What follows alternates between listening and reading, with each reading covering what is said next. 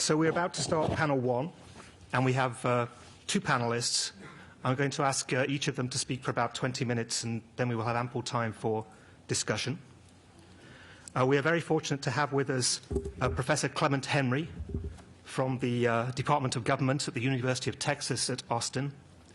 As many of you will know, Professor Henry is one of the leading specialists on Tunisia here in the United States, and it's a great privilege for us to have him with us this morning. And we also have with us Moncef Marzouki. Dr. Marzouki, again, as many of you probably know, is a distinguished medical practitioner and teacher. He's also one of Tunisia's leading human rights activists who lives today in exile in Paris. The subject of our first panel is stifling one of the most open civil societies in the Middle East and North Africa. And I'm going to ask Professor Henry to begin. Thank you, Neil.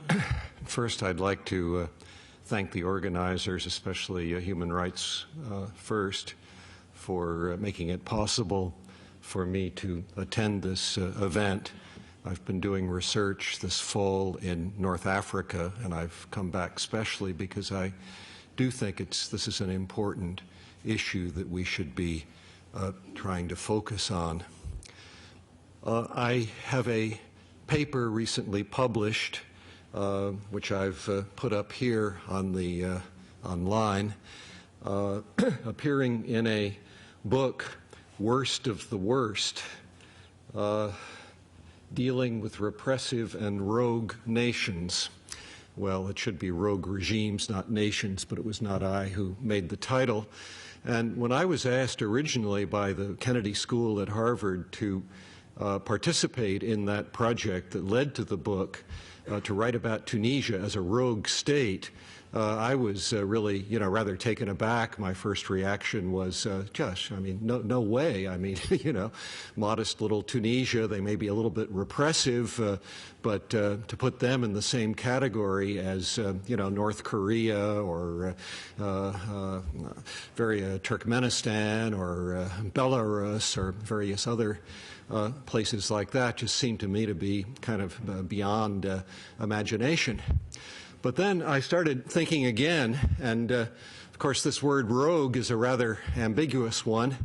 There's some books that talk about the U.S. as being the biggest rogue of all, and sort of looking at the term rogue, I discovered in that Oxford Dictionary, the concise little one that's about, thousands of pages, looking at the word rogue, that it had some useful meanings to allow me to write about Tunisia as a rogue regime. Rogue means, one of its meanings is an elephant gone astray, gone sort of isolated from the herd, kind of a mad elephant. Translating that, one could talk about Tunisia as having deviated from the expectations, traditions of its society, and general expectations. So a rogue regime in that sense. And there's also another sense that places us a little bit more in the U.S. foreign policy framework, and that is rogue. She's a sweet little rogue. She's my mistress, Elizabethan terminology. And of course, Tunisia is a dear friend of the United States. Indeed, we have put one of our regional offices of MEPI, the Middle East Partnership Initiative, in Tunis. So I decided with some reservations that I would go ahead and work on that project. And looking at Tunisia basically in terms of indicators of repression, repressiveness, and so forth internally. There was never any question of Tunisia being roguish in the sense of, a rogue state attacking other states. It's not a question of external aggression, but the internal aggression of civil society is something that the more I studied, the more shocked I became. I looked at some indicators. My paper is out in the hallway. I also have here a web link to it so that if it disappears from the hallway, if you take down one of those wwws, I'm not sure whether the first one works, which has the S on the end of it, and maybe it's a Texas secure thing, I'm not sure, but the other one certainly should work until that server gets out of business. So anyway, I started trying to look at, per capita prisoners, this sort of thing, practices of torture, and all the unfortunately usual abysmal things that appear in the reports that Amnesty International, Human Rights Watch, and others have.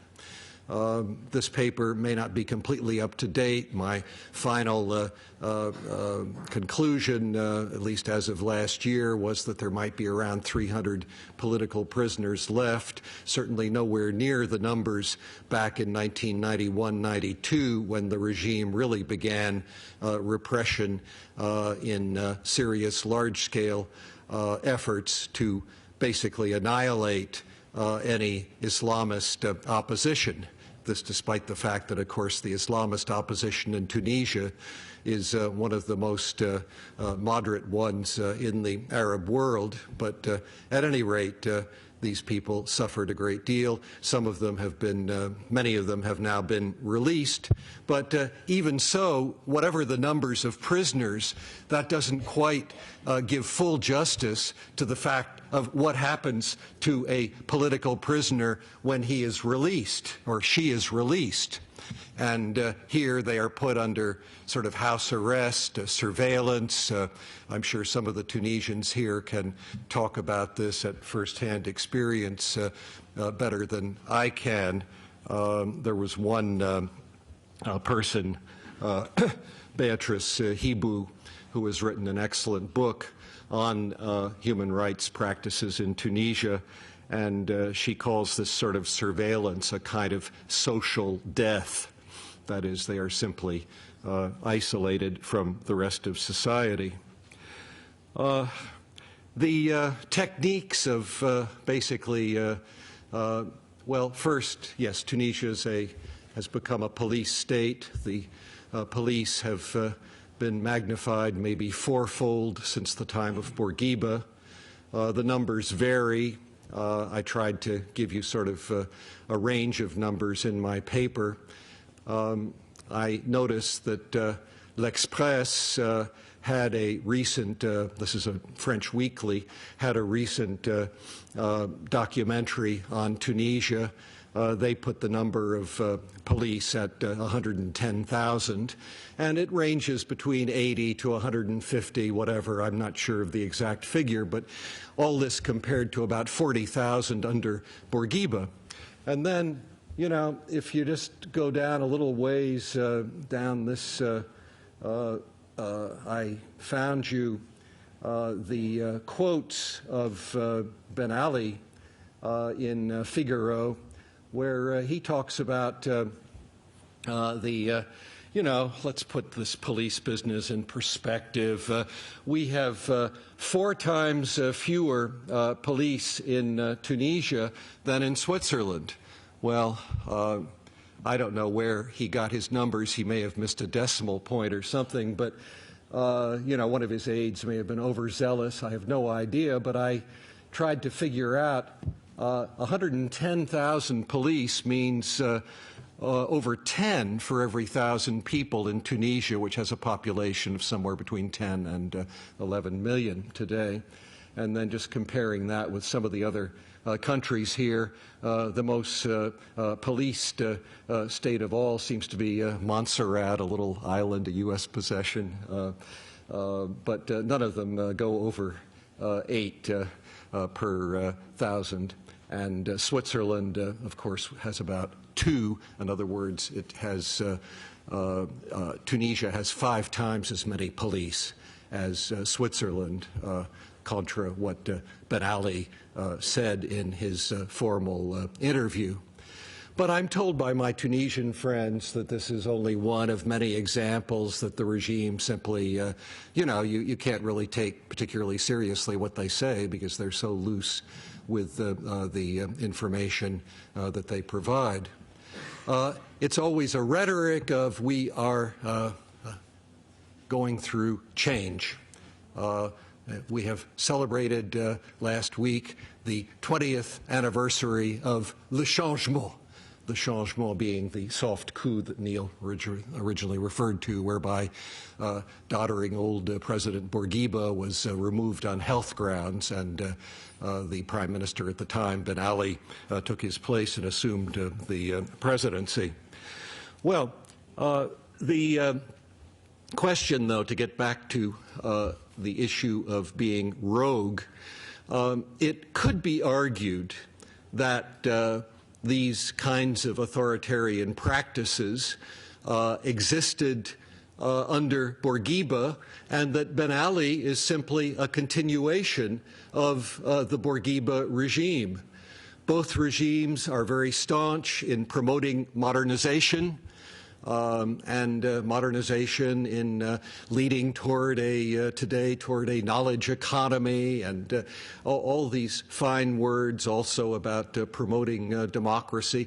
All of this rhetoric we've heard not for the last 20 years, but for the last 60 years.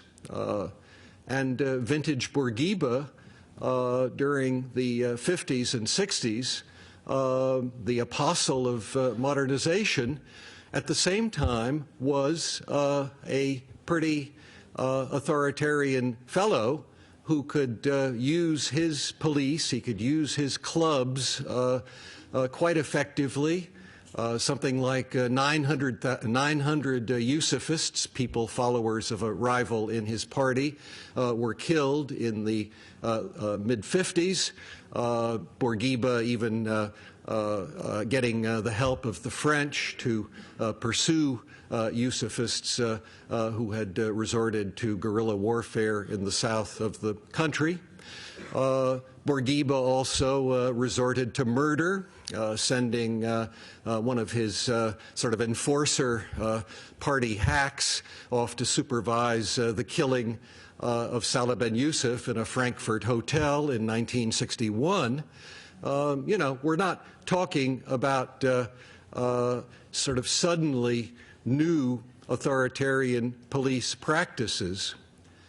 Bourguiba himself, I think one might say, lost a final chance back in 1970 to turn the one-party system into a more pluralist regime, when at the time he had a Minister of the Interior, Ahmed Mastiri, who would later found the Tunisian League of Human Rights, trying to promote internal dialogue and democracy within the party, and to use the party as a way of promoting accountability in what was otherwise a one-party regime. And these efforts failed because Bourguiba sort of came back and got healthy again and got himself eventually, by 1974-75, he was promoted himself to be president for life. So in a way, the authoritarian practices of Ben Ali are simply a continuation, and always, of course, ostensibly for the purpose of modernizing the society, economic development, stability, all the other good things. And, you know, to make an omelet, you maybe have to crack a few eggs. That, at least, is the kind of justification. And there are good scholars, Michel Camus, for instance, in France, who would, you know, argue that indeed the current regime is very much in line with sort of Tunisian political style. My own take on this is somewhat different. I think times have changed a great deal from the 60s to the 21st century. Tunisians are no longer ready to accept that sort of argumentation. There are some, well, many have been depoliticized by threats of violence against them if they talk out. But we live in a world in which they're just this kind of continued justification of authoritarian practices runs increasingly hollow. It did get a new lease on life with 9/11, Certainly the Tunisians have played very heavily on, the war on terror. Hey, we are your allies fighting the war on terror. There's Qaeda of the Maghreb, and we are valiantly helping you and preserving stability, this line of argument. Against it, I think that we have been privy to a bargain which is a very dangerous one, and we are not taking the opportunity which precisely the effectiveness of the Tunisian regime over time has produced. Tunisia is best situated among all the Arab countries with a relatively large middle class, with home property ownership. It is claimed 80% of the people own their own housing, lots of automobiles, and a per capita growth which is substantial, a steady overall growth of the economy that does most years get up to at least 5%. All this is true, and all this, it seems to me, makes Tunisia a prime candidate for efforts to encourage this civil society which Tunisia talks about. The civil society, the 9,000 or so NGOs in Tunisia are, for the most part, basically controlled by the government. There's maybe a dozen or so of them that are actually able to function freely. And when they do, I have a slide here, but it's a little difficult to get to it. When I was in Tunisia last week, I saw a discussion of civil society in the newspapers where you had 10 or 11 NGOs just lashing out at this one woman in charge of human rights at the international level who had betrayed the country by speaking out for human liberties in Tunisia. So you get this kind of populist rhetoric which is directed against people who speak out. The country has probably the most dull newspapers of any country in the region. I'm spending most of my time in Algeria, and Algeria or Morocco are just a breath of fresh air after the very dull press in Tunisia. The internet, there's a little paper outside which describes that, but I had personal experience when I was in Tunisia trying to get an article which I'd heard about, but of course it's filtered. It's filtered because the internet authorities in Tunisia, who have only 2 service providers, by the way, each of which is connected to the presidential family, they have a filtering system which, prevents Tunisians from reading anything that is the slightest bit critical of their regime, or even to getting out into anonymizer sites which would allow them to surf on the net freely. So they do have the internet. It's now, there may be 1 million Tunisians now, I think it's claimed, are on the internet. But with these filtering practices that, I guess China and there are a few other countries that practice it the same way.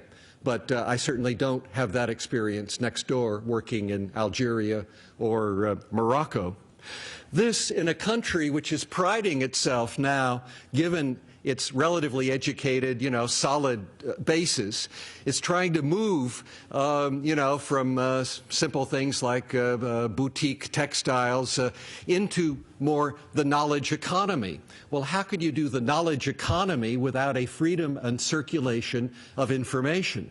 But information is precisely what the regime cannot afford to accept. Why can't they afford to accept it? Why is there no transparency international chapter, for instance, as there is in Morocco or Lebanon? Well, because this is the other problem, which I also allude to in this little printout up here, and that's the World Bank had a dialogue in April with the Tunisians, and the Tunisian government was there, and the civil society up to a point was there. And the World Bank reported on the dialogue, and I just summarize here a little bit about what it reported. The theme of investment climate and business environment was raised repeatedly and from different perspectives. Many participants among civil society, the private sector, and donors agreed that the investment climate is a key entry point to address governance reforms. The relevant concerns raised were related to red tape in the administration, a consistent system of graft estimated at 5 per 1,000. That's not very bad. And the predation of powerful individuals on successful businesses. It's this last point, it seems to me, which is critical when you have Ben Ali and his wife Laila Trabulsi and all their friends and family connections insisting on a cut in many of the important businesses, to the point where people investing in the country, once they learn these tricks, often, unless it's something like oil where, you can afford it, but they will often simply desist. And this in turn means that despite Tunisia's relatively good showing in attracting foreign direct investment, it is simply not enough to generate the sort of 6% at least growth rates that would be needed to tackle Tunisia's #1 employment problem, that is, the employment especially of educated university graduates. So, I mean, it's for these kinds of reasons that it seems to me Tunisia must develop a more transparent climate, and that meetings like this perform a useful function simply in encouraging such transparency, liberty of expression, and liberty to organize. It seems to me without these that Tunisia cannot continue on what has been an excellent, relative to other neighbors, an excellent development path so far. Unless this circle of repression can be broken, I'm afraid that Tunisia is going to become increasingly indebted, as well as increasingly a lot of desperate people without outlets, with virtually no civil society left, as you'll be hearing from some of the other participants far more eloquently than I can say. Let me just conclude, though, by saying that I've tried to give you a nuanced, balanced picture of Tunisia, and that this is the country of all countries in the Arab world where the United States, were it really serious about promoting democracy rather than occupying foreign territories, could do the most. Not, of course, alone.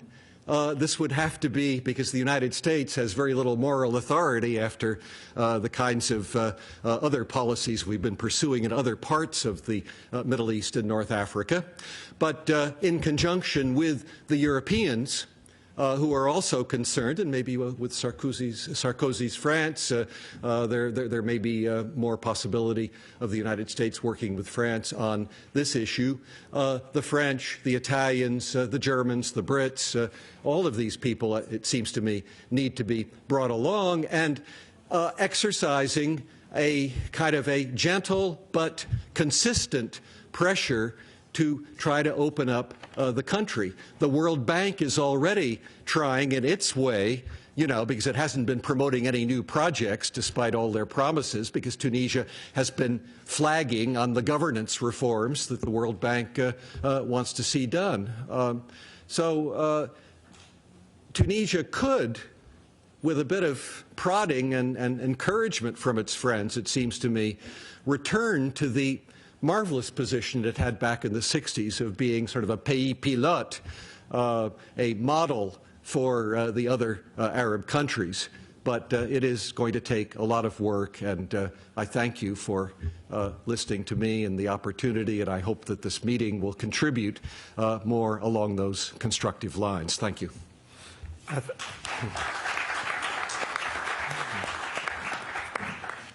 Thank you, Professor Henry. I'm going to hand it over straight to Dr. Marzouki. Please. Thank you. Well, good morning.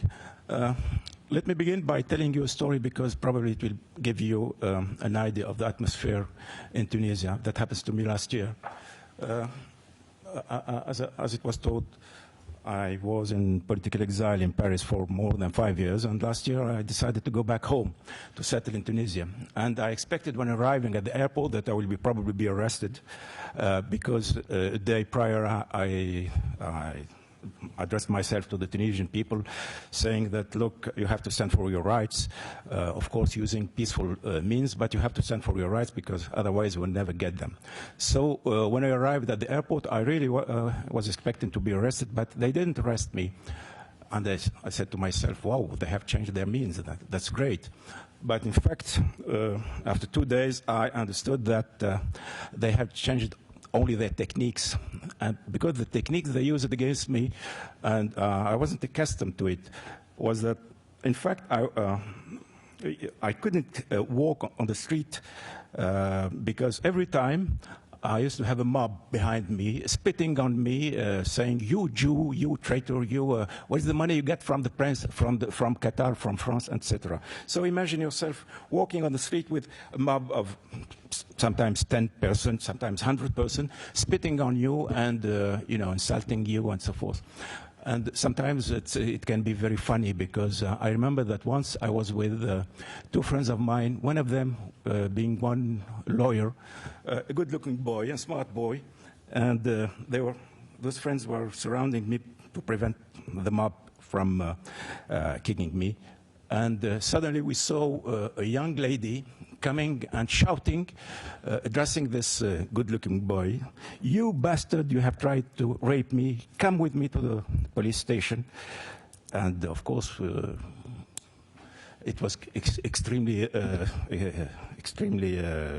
stupid from her, because the guy around to her whispered to her, "No, no, this is not Dr. Marzouki. Dr. Marzouki is this one." So she turned to me to say, "You bastard, you are not afraid, you're not ashamed of raping me yesterday." And so everybody burst in laughter, it was so completely ridiculous. Everybody, this is the kind of stories. Everybody here, can you tell a lot of stories? For instance, Khadija Sharif was treated as the prostitute of France. Naziha Arjiba and Omar Mestiri, they have had to deal with pornographic material against them and their families. Mukhtar Trifi was beaten on the street while he's the president of the League of Tunisian Human Rights League, etc., etc. This can give you the atmosphere in this country where the president, the Ben Ali,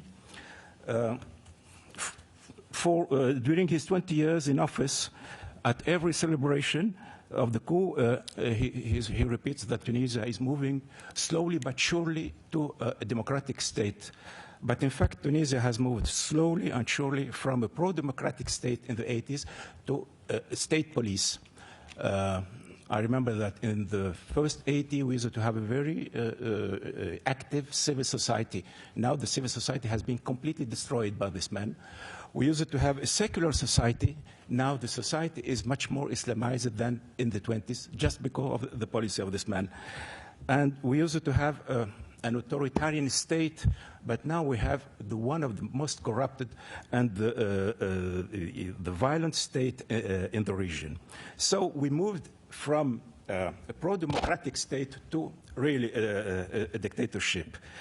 But what is interesting in this regime is the technique used by Ben Ali. The technique is very extremely. Well, they think their techniques are very clever. In fact, they're completely stupid. This is how they build the system.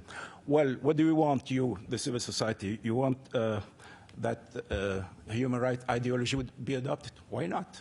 Why not? We believe in human rights, and we're going to celebrate the 10th of December, and we're going to give the name of the Universal Declaration of Human Rights to that street, but torture goes on. Well, what do you want, you, the civil society? You want the freedom of press? Why not? We are going to,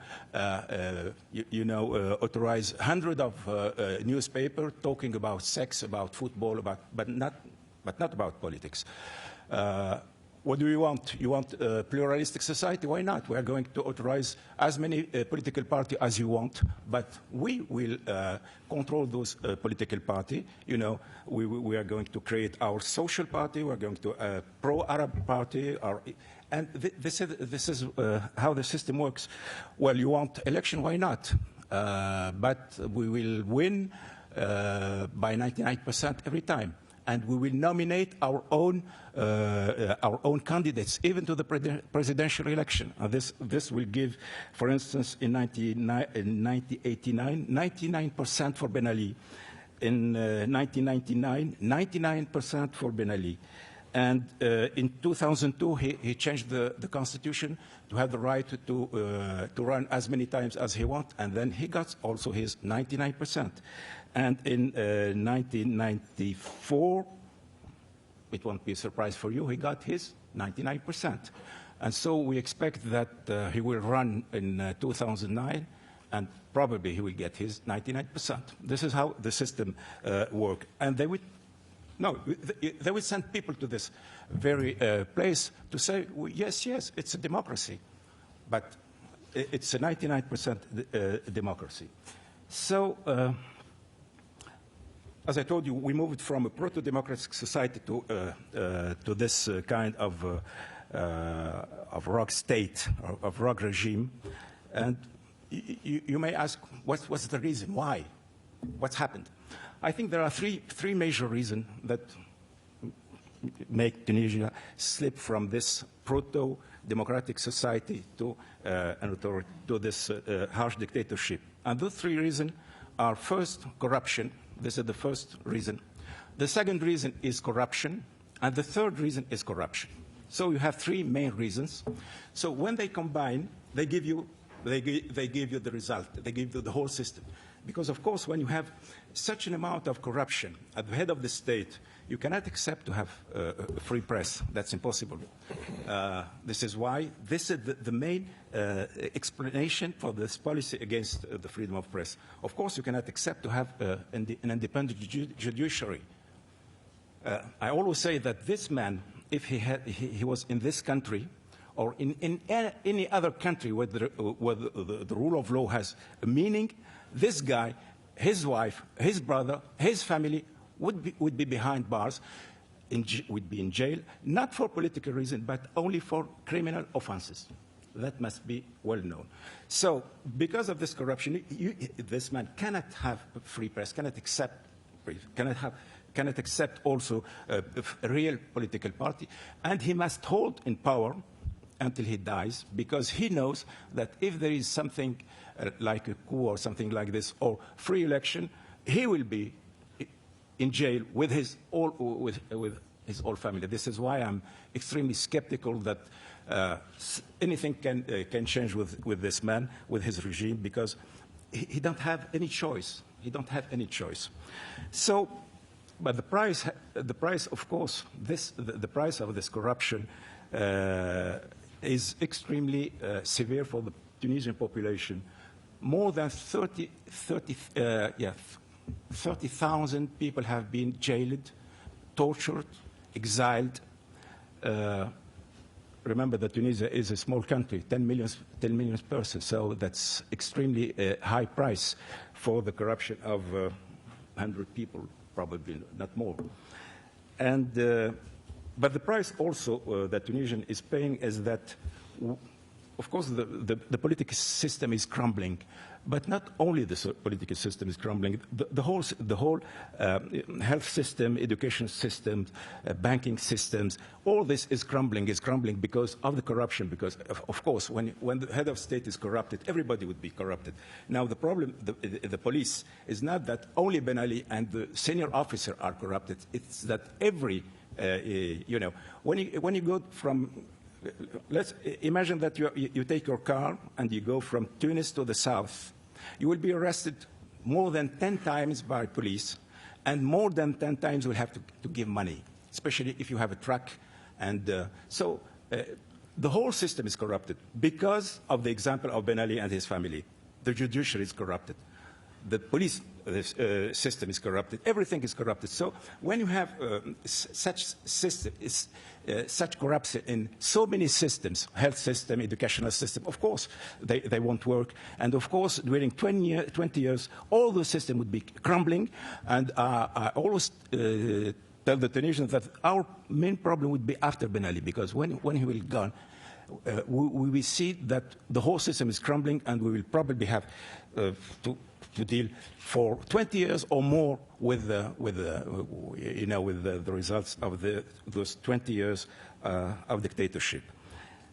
Well, the excuse of the regime, you will probably hear from the people sent by the government. The excuse is, well, we are doing very well from the economic point of view. Of course, it's not true, because Tunisia, since the 70s, was doing very well from the economic point of view. And I would say that probably if now something is going on in Tunisia, it's not because of Ben Ali, it's in spite of Ben Ali, in spite of the corruption, but I wonder how long it would last. The other excuse, of course, is combating the Islamic threat. And yes, Ben Ali combated the Islamic movement, but the moderate part of the Islamic movement.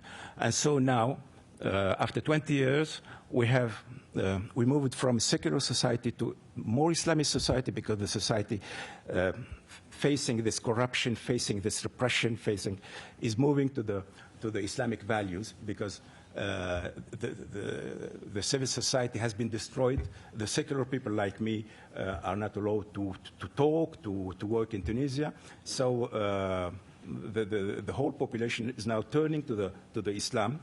This is the first I would say, the greatest achievement of Ben Ali, turning a secular society to Islamic society.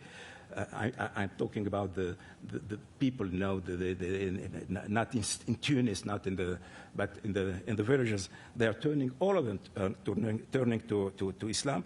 And because of the repression, now we have a lot of Islamists, Tunisian Islamists, working within Al-Qaeda, training and combating in Iraq.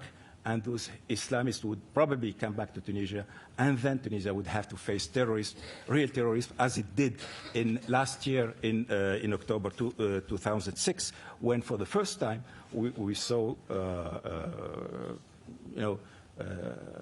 people coming with guns, and extremely new for Tunisia, but it's probably the beginning. This is the result of 20 years of policy of this man. That some people here would probably try to excuse. So this is the situation, and of course I agree totally with Dr. Kenry, who said that Tunisia could have been the first Arab democratic state, but now, unfortunately, Tunisia is far behind Morocco, far behind Algeria, far behind the Gulf states, etc., etc. And personally, I don't know exactly what would be the outcome of all this, because this rogue regime will never quit, because they know that if they quit, they will be behind bars for criminal offenses and not for any political offense. And I'm expecting that Tunisia would face harsh times in the very near future. But I still believe that we can avoid this worst situation if we combine our efforts, both the civil society, the Tunisian civil society, still talking to the society to say, look, we can wait a little bit, we can try to avoid violence, and if there's pressure from the outside, because this guy is working now more and more like like an appendix of the United States on the West, saying now my job is to work against terrorism, and I have the support of the West, so none of my business. You can claim, you can say anything. I'm supported by the West, and I can do whatever I want. And this is very dangerous, because you must know that the reputation of the United States is extremely bad in the Arab world because of the intervention in Iraq, because of Guantanamo, of course, and because for every Arab, the United States are supporting dictators. They are talking about democracy. They are for democracy in their own country, but in our own country, they support dictators like Ben Ali, and this is extremely bad for the reputation of for the United States. So I would say of course, I would say thank you to the American civil society and to the Western civil society because of its continued support of our combat for human rights and democracy. But I would like to say also to the U.S. government that by supporting people like Ben Ali, I'm afraid that they are mistaking the arsonists for the firefighters, and this is a very big mistake. So I don't know if this would be heard, but I had to say it, and I thank you for your patience with my accent, especially, and with my grammar. Thank you.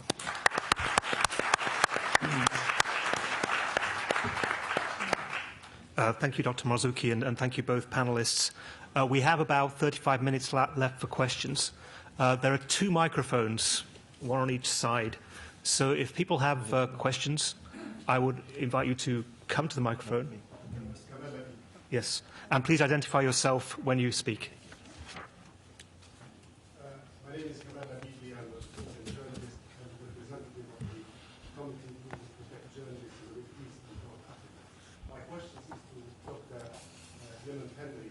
I'd like you to shed some light or to explain why this rising attacks on assaults in the streets of Tunis on independent journalists and lawyers. These attacks are unseen even under the French colonial rule and even under under Bourguiba. And at the same time, you have, countries which are plagued. And at the same time, countries which are plagued by more poverty, more illiteracy, more security problems, are offering more room for freedom of expression, freedom of association, and freedom of movement. Thank you. This is my question. I think maybe Dr. Marzouki has a very important point, which is that the pervasive corruption of the presidential family is perhaps at the root of this stifling of the press. There may also be, I think, a kind of a degeneration of the state as state in the sense that its judiciary apparatus has been seriously undermined, as we saw in 2001 with the judge Yahyaoui simply resigning finally in protest against the kinds of arbitrary activity. And as you get sort of a increasing lawlessness, that may also play into this kind of, it's basically, it's thuggery, isn't it, when these sort of plainclothes hooligans harass journalists. There was one case of the European Union representative for human rights, Hélène Flatre. She came to Tunisia in 2006, and, you know, the little thugs kind of grabbed her cell phone and made it impossible for her to have a private conversation with anybody during her visit there. This is all, she wrote it all up online afterwards. But, yeah, I mean, this kind of behavior, it's so absurd for a country that is, as you point out, much better economically than many other countries that allow far more freedom. So there's a sickness here. It's like a kind of a postmodern sickness in soft authoritarian rule.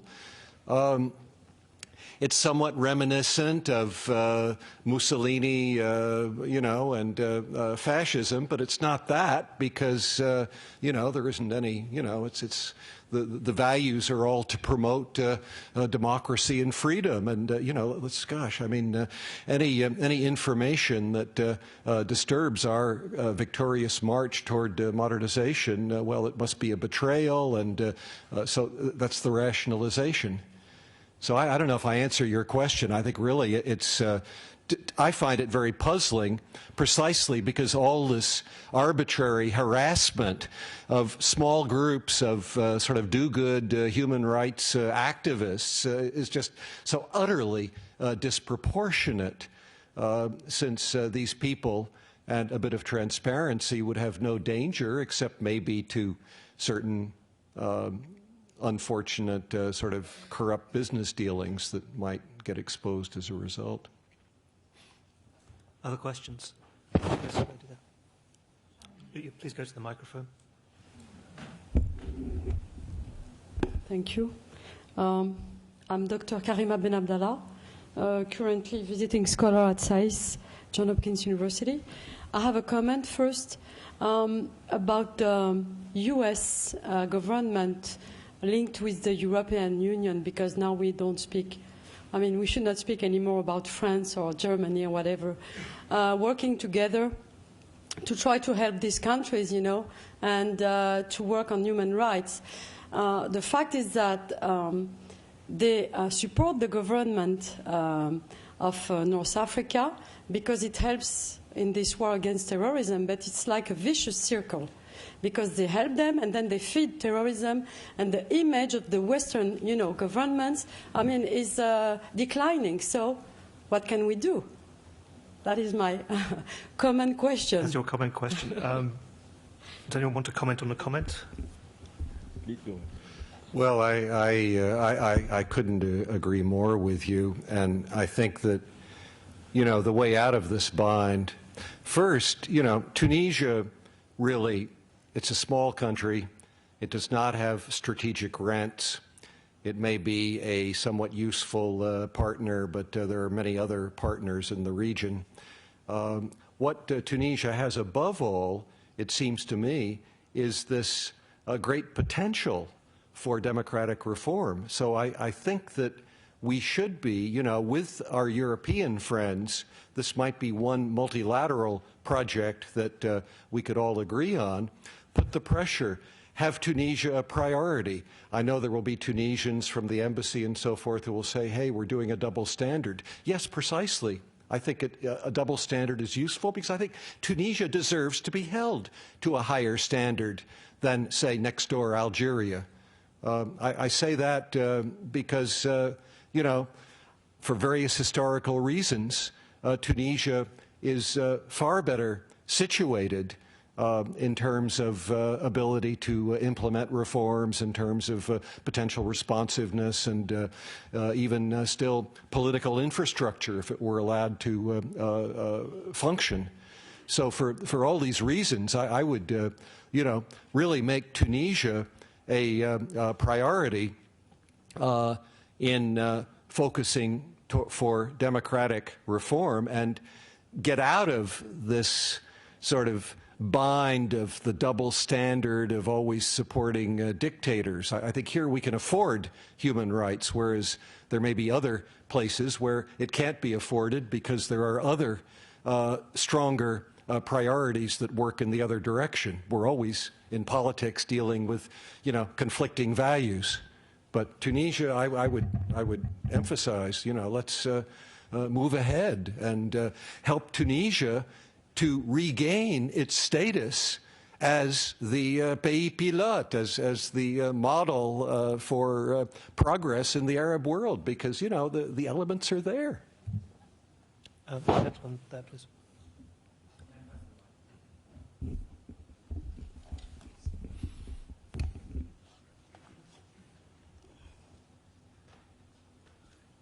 My name is Bello Ragad from Pace University in New York. I want to thank you, Mr. Hicks, for the positive attitude you just gave about helping Tunisia and all of that, and I appreciate that. We appreciate it worldwide, because there's a lot of confusion nowadays. We don't know. Is your microphone turned on? I'm not sure, but... Is it on? Is it on? Yes. Okay, good. For me, and there's a lot of confusion nowadays. We see democracy in different implementations everywhere. We all like it. Okay. We all want freedom and less terrorism and all of that. And I'm looking forward to see your book. But looks to me, for now, it's still a work in progress, isn't it? You just got the project and you're at the intelligence phase, collecting information. It has to be validated, processed, reprocessed. And you have to come to a hypothesis that should be very well tested so we know the truth, Okay, and I'm looking forward to that. I have a question for Mr. Marzouki, So it's also, we see a lot of information, that has to be validated, that has to be put in a sort of framework. And so we can generate conclusion that we accept and everybody accepts, because we all want good for Tunisia. We all want a democratic system and a stable economy. Democracy, too much democracy without a stable economy, without stability, is not good, And saying, oh, we are far behind Algeria and Tunisia and Morocco, I really don't want to see what happened to Algeria happened to Tunisia, That was not good, 120,000 people have been killed, So we are not far behind Algeria in Tunisia. That's one thing. And there is need to be more sound research, that generate acceptable conclusion. Not just assembly of information that can be interpreted in different ways, depending on what the recipients want, Thank you for your questions. Thank you. Dr. Marzouki. Yes, for the facts, because you are talking about facts, I would like to once again remind you that I'm not talking about hypotheses, but about facts. I would like to remind you that in 1989, Ben Ali won the election by 99%. This is a fact. That in 1994, 99%, this is a fact. And also in 1999, 90%, this is a fact. 2002, 99%, fact. 2004, 99%, fact. Those are facts. You cannot discuss facts, okay? This is for the facts. So we're not talking about theory, about hypothesis. We are talking about facts. Sorry for you. So you have to revise your conception about facts. Then for Morocco and Algeria, I would like to remind you that you have talked about Morocco. Well, Morocco has also a border with Algeria. You probably know this, like we do. But they choose a completely different policy from the Tunisian. They built relationship with the civil society. They authorized freedom of press and so forth, while they are near Algeria. They didn't took the pretext of Algeria like Ben Ali did for, crack down on the whole civil society, to protect the civil society from what? From Islamists? The civil society needed to be protected from the mafias, from the corrupted regime. This is our main enemy. The discourse of this government was always, look, the danger is the Islamists. No, the danger is dictatorship. This is the danger, because we are facing everyday corruption. We are facing the rule of the outlaws and so forth. This is the danger. So now this guy would come and say, no, you have to think that you may be more in danger if we... No, It's completely ridiculous. No, we cannot accept this. The facts are that we are under a corrupted dictatorship. This is the fact. It's not an hypothesis. It hasn't been to refine, to rethink about, etc. That's true. And that the problem is how to get rid of these mafias, how to get rid peacefully if we can. How can we avoid the burst of violence? How can we put Tunisia on the track? Forget about the lost 20 years. This is our main problem. We don't have any other problems. We don't have to rethink about the situation and to analyze it. It's already analyzed and it's already clear for all the Tunisian people. Thank you. Other questions? Lady at the back.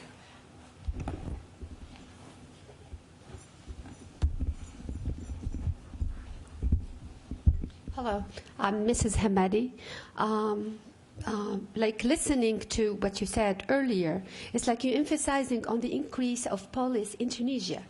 And when you want to establish security and stability in any country, not even Tunisia, what do you want to increase? Terrorists? I think police. Policemen everywhere, and so any tourist or any will feel like he's really have a quiet mind, like going to that country. So I think it's a good point, increasing policemen in any country so that you can feel comfortable going there, and it's not like a negative point, but you took it as a negative point. I went to the south. I made 1,300 kilometers. I've been there 1 week ago, and nobody arrested me. Nobody stopped me. Nobody asked money from me.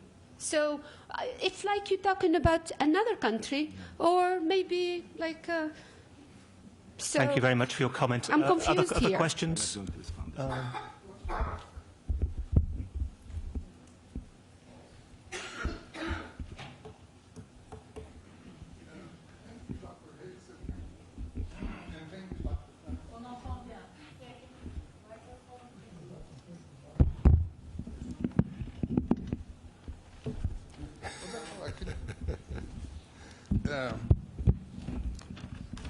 I want to apologize first because I'm still under shock and awe from what I have heard from Mr. Marzouki and some of the facts that... Could you identify yourself, please? I'm sorry. I'm Mohsen Uini, and I'm just a public citizen. From where? From San Antonio, Texas. And I've been living in this country for 34 years. I'm originally from Tunisia, if that helps you a little bit. Apparently, Dr. Marzouki, I think it sounds... Yeah, I think it sounds a little bit more like a personal vendetta. I don't think you were discussing the regime in itself as a political entity. Apparently, you're just attacking the president as a person. But you're using some of the things that happens within the country as a fact or testimony to what you're trying to say. You tried to call Tunisia a rogue regime, and I'm sorry to tell you that I personally take offense to that, because I'm from Tunisia and I have been to Tunisia and I go home every year, and I don't think I noticed that. You're talking about the banking system. I would like to remind you that a lot of international banks are actually coming to Tunisia today.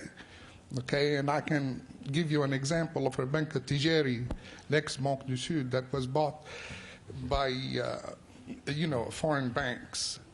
Police corruption. I personally, like the lady had stated, I have been back to Tunisia many instances, many times, and I have been never, ever been arrested by a policeman or asked for a bribe or anything like that. It happened to me in Mexico. I was parking and a policeman came to me and he says, if you give me $1, I'll watch your car. But it didn't happen to me in Tunisia. Terrorism and Islamists. Apparently you're trying to say that the political regime or what President Ben Ali is advocating within his administration is the creation of more terrorism Well, I would like to disagree with you on that. Tunisia actually was one of the first countries that suffered terrorism. And I would like to remind you of 1972 actions, the people that were burned downtown, and the many, many ladies that did not have hijab, that were spat on, acid thrown in their faces, and things of that sort. And that's all about I have to tell you for right now. Thank you very much. I'll ask Professor Henry to respond. By the way, I'm sorry, can I mention another thing? He also talked about the regime stifling the press, and I happen to have 4 copies of 4 different opposition parties in Tunisia that I just got from France, and these are the October issues, and I can give them to you, and Mr. Marzouki himself can look at them, and he can tell me if they are throwing flowers or whatever they're throwing at the regime and at the government. And here they are, and they're here for everybody and anybody to see. Thank you very much for your comment. I'm going to ask Professor Henry to respond. Dr. Hicks and Dr. Clement? Yeah, I think that there are certainly legal opposition parties in Tunisia. If they take their role too seriously, their leaders end up in jail. It's possible to have some opposition on very minor points. It is largely a token opposition, and if it takes itself seriously, as some opposition parties have done in the past, they themselves get into serious difficulty. As for the rogue regime, I'm sorry if I hurt your feelings. I was rather surprised myself, but I'm using rogue in, I think, in terms of deviations from what are, sort of what we would all hope to see Tunisia to be and look like. You're obviously, you come and go, as do I. We're not bothered by the police. We are not active members of Tunisian civil society. What we have here in this room are people who are active members. I believe all of them have been harassed, and they are all then marginalized by the regime as just being, these radical, crazy troublemaker stuff. This is not a way of promoting freedom of information or discourse. The filtering of the internet, the basic controls on all information in Tunisia. You mentioned the banking system. The banking system has been cluttered with bad debts, and it continues to be. It's not as bad as Algeria, but we're talking about, 20% of loans being non-performing, and this has been consistent for the last 10 years, ever since they started trying to work on that. I read IMF reports. They throw money in, and they continue to get bad loans, and they make hardly a dent in their credit situation. And this because partly it has to do with legislation which makes it hard for banks to collect on bad debts, but also partly, and I don't know how much, but probably to quite a large extent, due to the fact that loans are often accorded by government intervention, and no credit analysis is done. You get lots of people who will get just easy money, and then they think that they have it, they have the political contacts, and so they're not going to bother to pay it back. Thank you very much. Next question. Yes, go ahead. Merci. Moi, je voulais just a moment, Radia. If you're going to speak in French, we need someone to translate. Can someone else take the microphone and translate? Yeah. So we need the second microphone with the translator, please. I apologize about the translation issue. I believe we will resolve it after the break. Well, while we're still talking about banks, while you're getting yourself straight, international banks coming in, that's true. And I was asking one banker the other day about that, and he said, well, yeah, the international banks are coming in. They don't do well, and they don't do well because they send their second-string people to Tunisia because it's such a small market, and so it doesn't really threaten our own supremacy as national banks. I thought that was an amusing comment. Radia. Oui. Non, moi je voulais juste dire que on ne peut pas, à mon avis, parler de respect de liberté de la presse dans un pays où plusieurs journaux qui ont existé les années 80 et jusqu'au début des années 90 ont totalement disparu. Et non seulement... Translation. So I think that we can talk about press freedom, of liberty of the press in a country where many newspapers which existed in the 80s and 90s have now closed. Le journal Le Phare, un journal indépendant, a disparu. So, for example, a newspaper, Le Phare, which was an independent newspaper, is no longer there. Le Maghreb a disparu. Le directeur de ce journal a été condamné à une peine de prison et il a choisi, en quittant la prison, de vivre l'exil. Also, there was another newspaper called The Maghreb, and his director was jailed. And then, when he got out of jail, he chose to go into exile. Le journal El-Rai de Habib Ben Ammar et Démocratie, sa version française, ont disparu.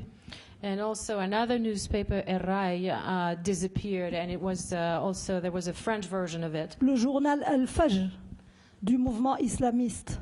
Also the Al-Fajr newspaper, which corresponded to the Islamic movement press. Parce que tout simplement, un avocat, Maître Mohamed Nouri, a écrit un article où il disait qu'il fallait absolument éliminer le tribunal militaire comme étant un tribunal d'exception. And so also, why did this newspaper disappear? Because one lawyer, Mr. Mohamed Nouri, wrote that military court should disappear because it was a court of exception. Le journal El-Badil, pour avoir parlé de la cherté de la vie, pour avoir parlé de la torture en Tunisie, pour avoir parlé du procès inéquitable qui avait été fait à Béchir el-Sid, l'actuel bâtonnier du barreau de Tunisie. Also, El-Badil, which closed because it talked about, first of all, how expensive life was for Tunisian. Then it talked about torture. And finally, it talked about an unfair trial against Mr. Bashir Assad. Qu'est-ce que nous avons comme journaux aujourd'hui en Tunisie? Al-Hadath, Al-A'len, qui traite les militantes des droits de l'homme de prostituées. So what do we have today? What kind of press is there? El-Hadaf and another newspaper which calls human rights defenders prostitutes? Tout le monde a lu les articles sur Sihem Ben Sidrine. Everybody read the articles about Mr. Sadrim. Elle a été traitée d'homosexuelle, de lesbienne, de prostituée et de pédophile. Tout ça en même temps. Mrs. Sadrim, I'm sorry, not Mr. Sadrim, was tagged of many names, among them homosexual, lesbian, etc., all sexual insults, all of this at the same time. Je voulais également parler de ces barrages qu'on impose en Tunisie chaque fois qu'il y a des activités dans une ville. Par exemple, la ville de Bizerte a été souvent fermée parce qu'il y a une activité à Bizerte. À Kérouan, la ville a été, toutes les issues ont été bloquées et on ne permet pas aux Tunisiens de passer, aux Tunisiens qui sont militants. C'est vrai que les amis du pouvoir n'ont aucun problème. Also, I would like to talk about roadblocks and street blocking. For example, every time there's activity in the city of Bizerte, for example, when there is some kind of activity, all the streets are closed. Same applies to Kerouan, where the city was totally closed. All the access to the city was blocked. And of course, all the Tunisians here can't attend these activities. Of course, the friends of the regime have no problem going through. C'est vrai que des fois, on a l'impression que c'est l'état de siège. Messieurs et mesdames n'ont pas vécu ça, ils ont de la chance. Mais moi, je le vis de temps en temps chez nous, et en tout cas, chaque fois qu'il y a une activité de l'opposition ou des défenseurs des droits de l'homme. Merci. And of course, sometimes you feel like you're under siege. This is the feeling at home. Of course, some people who express themselves maybe haven't lived through that. They're very lucky. But I live that every day of my life. Every time there is an event which relates at home to any opposition activity or human rights activity. Thank you. Thank you very much. Do either of our panelists want to respond to Radia's comments? So let's have one last question. The gentleman in the red tie.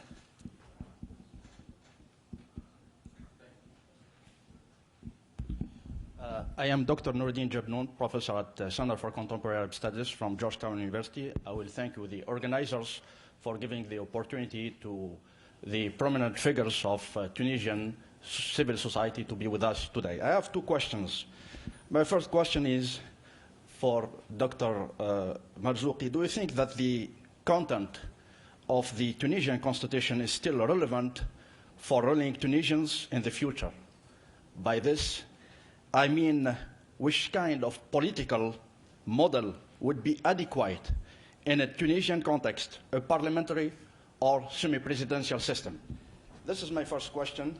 My second question, what's the place and role of Islamists who repudiate violence in your political project? And thank you very much.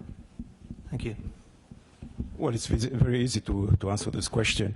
Of course, we want a new constitution because this one, is, in fact, is a constitution for a dictator.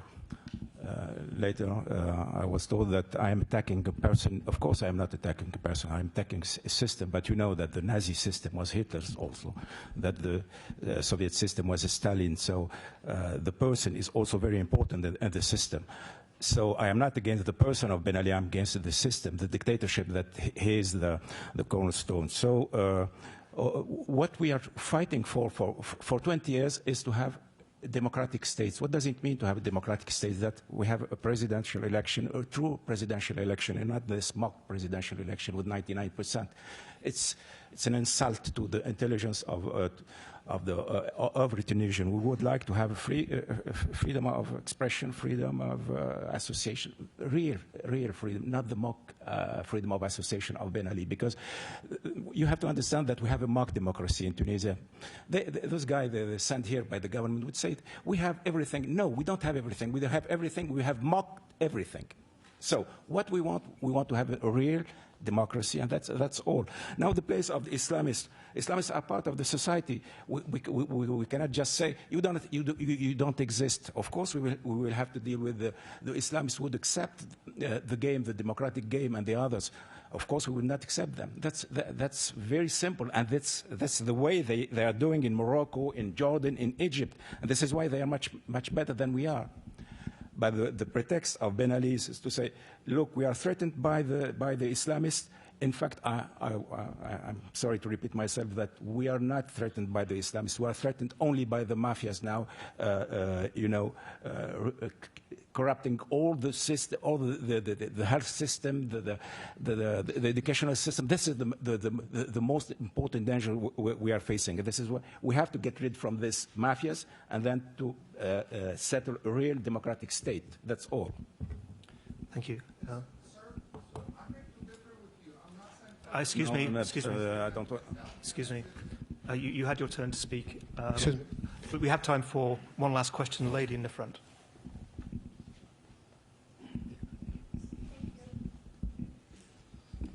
Thank you very much. I was a former press advisor in Turkey, so now I am at American Journalism Center. I would like to address this question to Marzouki, Dr. Marzouki. actually, you stated, I just need a clarification, if you don't mind.